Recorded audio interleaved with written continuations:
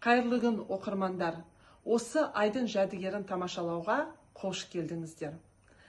Жақын арада көктемнің ең алғашқы мерекесінде біз өте ерекше мейрамды атап өтеміз. Ол алғыс айту күні. Бұл қиындыққа тап болған адамдарға мейірімділік көрсетіп, қол ұшын созған бүкіл қазақ халқына алғыс айту күні болып табылады. Тарихи тұрғыдан қазақ жері көп деген этностар үшін баспанаға айналды. Олардың тарихындағы ең қайғылы кезеңдердің бірі депортация болды. Тоталитарлық Сталиндік режимінде Қазақстанға көп деген ұлт өкілдері жер аударылды. Оның ішінде 800 мыңға жуық немістер, 100 мыңнан астам поляктар, Солтүстік Кавказ елінің өкілдері, және де түріктер, армяндар, гректер, оның ішінде ең көп бөлігі понтикалық гректер болды. Бүгінде Қазақстанда 11 мыңнан астам грек, Қарағанды облысында 1 мыңға жуық грек халқы тұрады. Теміртауда бұл ұлт өкілдерінің есімдері қала тұрғындарына өте танымал. Соның ішінде Григорияди Григорий Фемистоклович, ақын, Николаиди Иван Анастасович, нөмір 3 листопрокат цехының қызметкері, философия ғылымдарының докторы Папандупола Иван Лазаревич, Иваниди Иван Савельевич, қаргірістің қызметкері, Касапиди Анастас Васильевич, хирург, және де көптеген басқа ұлт өкілдерінің есімі танымал. Бұл адамдар жалпы біздің Қазақстанда ғана емес, сонымен қатар шет мемлекеттерінде де біздің қаламыздың есімін жаңғыртуда. 1995 жылы Гермес грек мәдени орталығы құрылды. Оның бастамасында Иван Симеониди болды.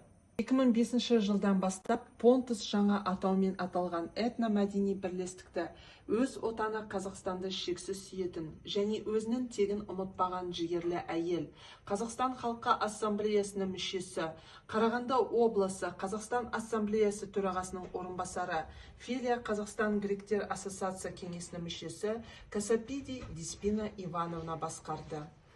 Оның басшылығымен грек мәдени орталығының жұмысы жанданғаны соншалық, Қарағанды облысының 50-ден астам этнобірлестіктерінің ішінде лайықты орынға ие болды.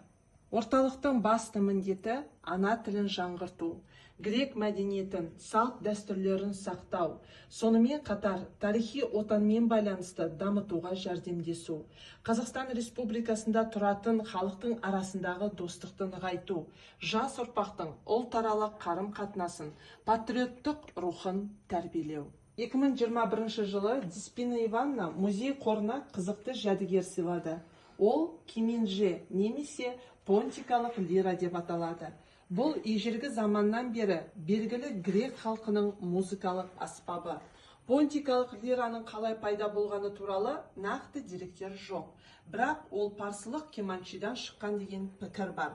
Біздің дәуіріміздің 9-10 ғасырларында пайда болып, Қара теңіздің оңтүстік шығыс жағалауында кеңінен таралған. Ол өз атын Қара теңіздің ежелгі атауы Понт Евкинскийден алды. Осман империясы кезінде лира кеменже деген өзінің екінші атауын алды. Кеманчи немесе кеменже үш ішекті, бір ішегі металл емес, екі ішегі металл. Оны жасау үшін үйеңкі, шырша, алмұрт және емен ағаштары, сондай-ақ жылқының қылы пайдаланылды. Бастапқыда лира әскери жорықтарда жауынгерлердің рухын көтеру үшін қолданылған. Уақыт өте келе бұл аспапта музыкалық сүйемелдеулер орындала бастады. Лирада әдетте ер адамдар ойнайды. Орындаушы лираның шетін бір тізесіне түйреп отырып немесе тұрып ойнайды. 2017 жылы кеманчида ойнау өнері және оның жасалу ерекшелігі ЮНЕСКО-ның ауызша және материалдық емес мұралар тізіміне енгізілді.